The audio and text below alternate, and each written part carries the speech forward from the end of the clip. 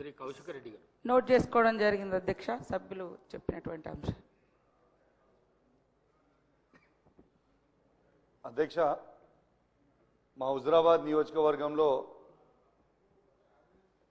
Kalvala project అని మానకొండూరు కాన్స్టిట్యున్సీలో వస్తుంది, బార్డర్లో. దాని కింద ఆయకట్టు 6-7 ఎకరాలు వస్తుంది. దాన్ని 2023లో భారీ వర్షాలతో పడ్డప్పుడు ఆ ప్రాజెక్ట్ అనేది కొట్టుకుపోయింది. చాలా సంవత్సరాలది. ఆనాడు కేసీఆర్ గారి నాయకత్వంలో 70 కోట్ల రూపాయలతోని డిపిఆర్ చేసి పంపడం జరిగింది. ఇప్పటిదాకా పెండింగ్ ఉంది. దయచేసి గౌరవ ఇరిగేషన్ మంత్రి గారిని, ముఖ్యమంత్రి గారిని కోరుతా ఉన్నాను, ఆ ప్రాజెక్ట్ని దయచేసి శాంక్షన్ చేసి కంప్లీట్ చేస్తే కింద రైతులకి 6-7 ఎకరాల ఆయకట్టు వస్తుందని చెప్పి కూడా ఈ సందర్భంగా తెలియజేస్తా ఉన్నాను. అదేవిధంగా అధ్యక్ష, మొన్న నా నియోజకవర్గంలో చెక్ డ్యామ్ని రాఘవ కన్స్ట్రక్షన్స్ కన్స్ట్రక్ట్ చేసింది. కాంట్రాక్టర్ తనుండే దాన్ని బాంబు పెట్టి పేల్చేయడం జరిగింది. ఎట్లయితే మేడిగడ్డను బాంబు పెట్టి పేల్చిండ్రో ఇవాళ తనుగుల చెక్ డ్యామ్ కూడా బాంబు పెట్టి పేల్చిండ్రు. అది నేను చెప్పింది కాదు అధ్యక్ష, అది నేను చెప్పింది కాదు, ఏఈ గారే. సభ్యులు చెప్పిన అంశాన్ని నోట్ చేసుకోవడం జరిగింది. కొత్త ప్రభాకర్ రెడ్డి గారు అధ్యక్ష అధ్యక్ష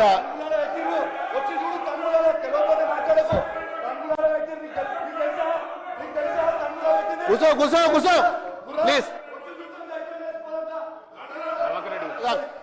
కూర్చొని మాట్లాడితే కాదు కదా.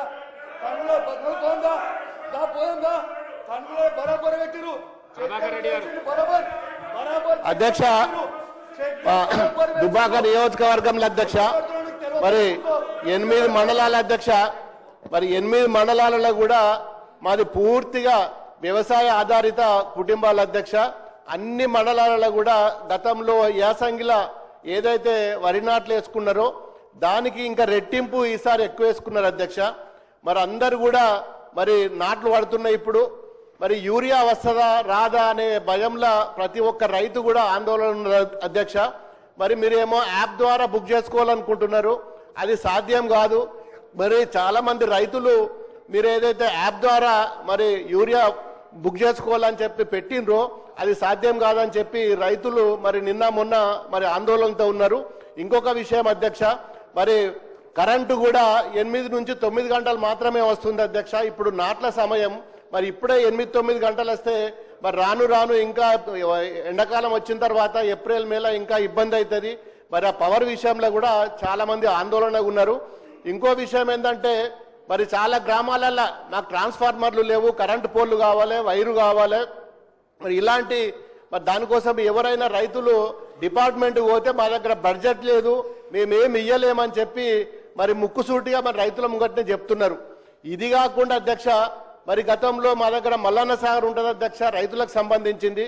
మరి కూడవెల్లి వాగులో మరి నీళ్లు వదిలిన తర్వాత పక్కన ఉన్న గ్రామాలకు మోటార్ల ద్వారా చాలా ఇరిగేషన్ మరి డిపార్ట్మెంట్కి సంబంధించిన మరి మోటార్లు కానీ కాల్వలు కానీ మరి పూర్తిగా మరి మొన్నటి వర్షాలకు టెంపరీగా కాల్వలు తీసుకున్నారు గతంలో.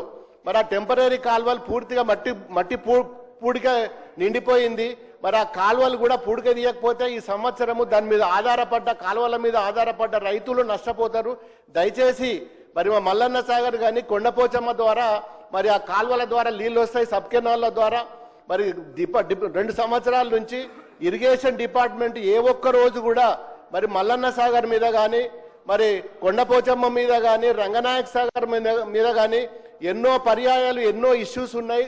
మరి కాలువల మీద కానీ పూడికల తీతం మీద కానీ మరి ఇప్పటి వరకు ఏ ఒక్క రోజు కూడా ఇరిగేషన్ డిపార్ట్మెంట్ కానీ గౌరవ మంత్రి గారు ఉత్తమ్ కుమార్ రెడ్డి గారు కానీ చాలా విన్నపాలు చేసినా ఒక్కరోజు కూడా కనీసం ఆ జిల్లాలో ఏం జరుగుతున్నది, కాలువలు ఏమవుతున్నది, ఇరిగేషన్ ఏమున్నది అని చెప్పి ఏ ఒక్క రోజు కూడా కనీసం రివ్యూ మీటింగ్ కూడా పెట్టిన పరిస్థితి లేదు అధ్యక్ష. మరి ఇన్ని సమస్యలున్నా మరి మా సిద్దిపేట జిల్లాలో కాళేశ్వరం ద్వారా 3 ప్రాజెక్టులు కట్టుకున్నాం. మరి దుబ్బాక నియోజకవర్గంలో దాదాపు 2 లక్షల 3 లక్షల కల్టివేషన్ ఉంటుంది. దాని మీద పూర్తిగా మరి మల్లన్న సాగర్ మీద ఆధారపడ్డది. మల్లన్న సాగర్లో చెర్ల నీళ్ళు ఫుల్లుగా ఉన్నాయి. కాలువల ద్వారా పిల్ల కాలువల ద్వారా నీళ్లు తీసుకుపోవాలి. టెంపరీగా రైతులు గతంలో యాసంగికి సొంత డబ్బులు వేసుకొని మెయిన్ కెనాల్ నుంచి తెగ్గొట్టుకొని లోపలికి నీళ్లు తీసుకుపోయినరు, మళ్ళీ కూడిపోయినాయి. ఇప్పుడు మరి ఈ సంవత్సరం ఎట్లా అని చెప్పి చాలా మంది ఆందోళనలో ఉన్నారు. ఒక్కసారైనా మరి ఇరిగేషన్ డిపార్ట్మెంట్ కానీ మంత్రి గారు అని వచ్చి రివ్యూ పెట్టి కనీసము మరి అవి ఏ విధంగా తీసుకువెళ్తాం, ముందుకెట్లా పోదామని చెప్పి మరి ఇప్పటికి కూడా ఏ ఒక్క రోజు కూడా 2 సంవత్సరాల నుంచి మంత్రి గారు ఒక్క రోజు కూడా సిద్దిపేట జిల్లాలో ఇరిగేషన్ మీద ఒక్క రోజు కూడా రివ్యూ పెట్టలేదు. మరి గతంలో కట్టిన ప్రాజెక్టులు కానీ కాలువలు తీసే పరిస్థితి కూడా ఇవాళ ఈ గవర్నమెంట్ లేదంటే ఎంత దుర్మార్గమైన పరిస్థితి ఉందో ఒక్కసారి మీరైనా చెప్పాలి అధ్యక్ష. మరి యూరియా కానీ కరెంటు కానీ ఇరిగేషన్ కానీ ఈ 3 కూడా రైతులకు సంబంధించిన విషయము. మరి మొన్న రైతుల దగ్గర కొనుగోలు చేసిన ధాన్యం కూడా ఇప్పటి వరకు కూడా వారికి గోడాంలలో పెట్టలేక ఎప్పుడు కూడా అన్లోడ్ కాకుండా రైస్ మిల్ల ముంగట్నే ఉంటుంది, అవి కూడా అన్లోడ్ చేసుకోవట్లేదు. ఇష్టం ఉన్నట్టు రైస్ మిల్ యజమానులు కూడా మరి తరుగు పేరు మీద ఇప్పటికి కూడా ఇంకా కటింగ్ చేస్తూనే ఉన్నారు. దీని మీద కూడా ఎవరు కూడా పట్టించుకునే నాదులు లేడు. మాది పూర్తిగా 8 మండలాలు ఉన్నాయి. 8 మండలాలు కూడా వ్యవసాయం సంబంధించిన రైతుల అధ్యక్ష. ఇప్పటికైనా ఒకసారి సిద్దిపేట జిల్లా మీద దుబ్బాక నియోజకవర్గం మీద ఒక కన్ను పెట్టి మా రైతులను కాపాడవలసిందిగా మీ ద్వారా అధ్యక్ష నేను గౌరవ కన్సర్న్ మినిస్టర్ గారిని నేను రిక్వెస్ట్ చేసి మరి విత్తనాలు సరిగానే ఇస్తారా అని చెప్పి అందరు కూడా ఆందోళన ఉన్న దయచేసి మరి గౌరవ మంత్రి గారు మరి ఇరిగేషన్ మంత్రి కానీ అగ్రికల్చర్ మంత్రి కానీ మరి వచ్చి త్వరలో మరి అధ్యక్ష యూరియా అంశానికి సంబంధించి కానీ ఫర్టిలైజర్ సంబంధించి కానీ ఈ అంశం కేంద్ర ప్రభుత్వ అధీనంలో ఉంది. ఉత్పత్తి అయినా ఎగుమతులైనా దిగుమతులైనా మొత్తం అంశం కూడా కేంద్ర ప్రభుత్వ పరిధిలో ఉంది. రాష్ట్ర రైతాంగం అవసరాలకు సరిపోను సప్లై చేయని కారణంగా తక్కువ వస్తున్న కారణంగా వచ్చిన దాన్ని రైతులు ఇబ్బంది పడకుండా కోసం ఒక యాప్ ద్వారా వచ్చిందని ఈక్వల్ డిస్ట్రిబ్యూషన్ చేయడం కోసం చేసింది తప్ప రైతులను ఇబ్బంది పెట్టడం కోసం కాదు అధ్యక్ష. ఇది గమనించాలా. మిగతా అంశాలన్నిటి కూడా నోట్ చేసుకోవడం జరిగింది అధ్యక్ష. ఎడమబుజ్జు గారు.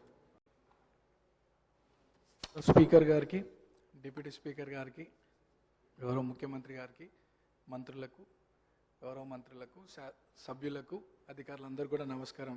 స్పీకర్ సార్, ఫస్ట్ టైం మాట్లాడుతున్నందుకు చాలా హ్యాపీగా ఫీల్ అవుతూ మీకు ధన్యవాదాలు తెలియజేస్తూ, గత 2 సంవత్సరాల క్రితం ఇదే సభలో గౌరవ ముఖ్యమంత్రి గారు ఒకానొక సందర్భంలో పేరు ప్రస్తావించడం, 2 సంవత్సరాల లోపే ఇక్కడ ఈ సభలో తోటి సభ్యుడిగా రావడం చాలా అదృష్టంగా గౌరవంగా భావిస్తూ అధ్యక్ష. మా సామాన్య కుటుంబం నుండి వచ్చినటువంటి నాకు ప్రజాసేవ కల్పించే అవకాశం కల్పించినటువంటి మా ముఖ్యమంత్రి గారికి, కాంగ్రెస్ పార్టీ పెద్దలకు ఈ అవకాశాన్ని స్వాగతిస్తూ మా ప్రాంత ప్రజలందరూ కూడా నన్ను ఆశీర్వదించి సభకు పంపించడం వల్ల అందరికి కూడా మనసారా కృతజ్ఞతలు తెలియజేస్తూ, సార్ ఈ సభలో మాట్లాడే ప్రతి మాట ప్రతి అంశం కూడా ప్రజల జీవితాలతో ముడిపడింది కాబట్టి సభ గౌరవిస్తూ సభ మర్యాదలను పాటిస్తూ ముందుకు సాగుతానని, మా ప్రాంత ప్రజల యొక్క సమస్యలు పరిష్కరించడానికి గౌరవ ముఖ్యమంత్రి గారి ఆశీస్సులతో సలహాలు సూచనలతో మా ప్రాంత ప్రజల సమస్యలు పరిష్కరిస్తూ వారి సంక్షేమ అభివృద్ధి కోసం సాగుతాను ముందుకి, అదే నా లక్ష్యంగా పెట్టుకొని ముందుకు సాగుతానని. అట్లానే మా ప్రాంతంలో కృష్ణానగర్ అనే ఒక ఏరియా ఉంది సార్. దాదాపు 30-40 సంవత్సరాల నుండి అక్కడ వర్షాకాలంలో చాలా వర్షం వల్ల చాలా ఇబ్బందులకు గురవుతున్నారు ప్రజలు. మా మంత్రులు అధికారుల దృష్టికి తీసుకెళ్లినారు. అది పని కొద్దిగా ఆలస్యం అవుతుంది, తొందరగా పూర్తి చేయాలని ఒకటి సభ ద్వారా కోరుకుంటున్నాను. అట్లానే హైటెన్షన్ లైన్స్ మా ప్రాంతంలో ఉండడం వల్ల 10ల సంఖ్యలో ప్రజలు చనిపోయినటువంటి విషయం పూర్వంలో, అది కూడా అధికారుల దృష్టికి తీసుకెళ్లినారు. అది కూడా అండర్ గ్రౌండ్ కేబులింగ్ ఫాస్ట్గా చేస్తే ఆ ప్రాంత ప్రజలు సురక్షితంగా ఉంటారనేది ఒక సందేశం మీ ద్వారా అందిస్తున్నాం అధ్యక్ష. అండ్ చాలామంది పిల్లలు కూడా అక్కడ చదువుకొని 10th తర్వాత ఫైనాన్షియల్ ప్రాబ్లం వల్ల చదువుకోలేని పరిస్థితి. సో అక్కడ ఒక ఇంటర్మీడియట్ అండ్ డిగ్రీ కాలేజ్ కూడా వస్తే బాగుంటుందని ఒక అభిప్రాయం తెలియజేస్తూ నాకు ఈ అవకాశం ఇచ్చినటువంటి మీకు థ్యాంక్స్. మినిస్టర్ గారు. సభ్యులు చెప్పిన అంశాలని నోట్ చేసుకోవడం జరిగింది అధ్యక్ష. శ్రీ కేఆర్ నాగరాజు గారు. ధన్యవాదాలు అధ్యక్ష. గత నెల జరిగిన మోంతా తుఫాన్ వల్ల అధ్యక్ష మనందరికీ తెలుసు, కాకతీయుల కట్టిన మహానగరంలో ఆ నగరంలో కట్టిన గొలుసు చెరువుల ద్వారా వచ్చిన ఆ యొక్క వాటర్ వల్ల చాలా కాలనీలన్నీ కూడా జలమయమైన అధ్యక్ష. గౌరవ ముఖ్యమంత్రి గారు తక్షణమే వరంగల్ నగరాన్ని విజిట్ చేసి తగిన సూచనలు ఇచ్చే అధికారులకు, అలాగే ఎవరైతే బాధితులు ఉన్నారో వాళ్ళందరికీ కూడా 1 నెల రేషన్, అలాగే హౌస్ హోల్డ్స్ అందరికి కూడా 15,000 చొప్పున ఇవ్వడం జరిగింది అధ్యక్ష. అలాగే మరణించిన వారికి కూడా 5 లక్షలు ఇవ్వడం మేము మా తరఫున మరి వర్ధనపేట నియోజక తరఫు నుండి కూడా ధన్యవాదాలు తెలుపుతున్నా అధ్యక్ష. ముఖ్యంగా అక్కడ గోపాల్పూర్ చెరువు అని ఉంటుంది అధ్యక్ష. అది దానివల్ల ఆయకట్టు అంటే అందులో అన్యాక్రాంతం అయిపోయింది ఆ చెరువు అంతా.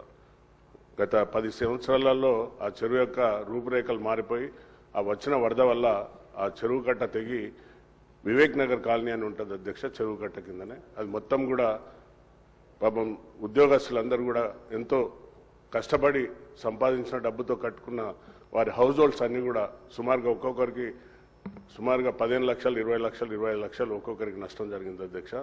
కాబట్టి దయచేసి మీ ద్వారా ఇరిగేషన్ మినిస్టర్ గారికి అలాగే మా యొక్క ముఖ్యమంత్రి గారికి తక్షణమే ఆ గోపాల్పూర్ చెరువును రిట్మెంట్ చేసి శాశ్వత పరిష్కారం చేయాలని కోరుకుంటున్నా అధ్యక్ష. రెండో విషయం, సభ్యుడు మాట్లాడుతూ బాంబులతో పేల్చేస్తున్నారని అసత్య ప్రచారాలు ఇక్కడ కూడా మాట్లాడడం సిగ్గుచేట అధ్యక్ష. దాన్ని వెంటనే తొలగించాలి అధ్యక్ష. రికార్డులకు వెళ్ళి తొలగించాలి అధ్యక్ష.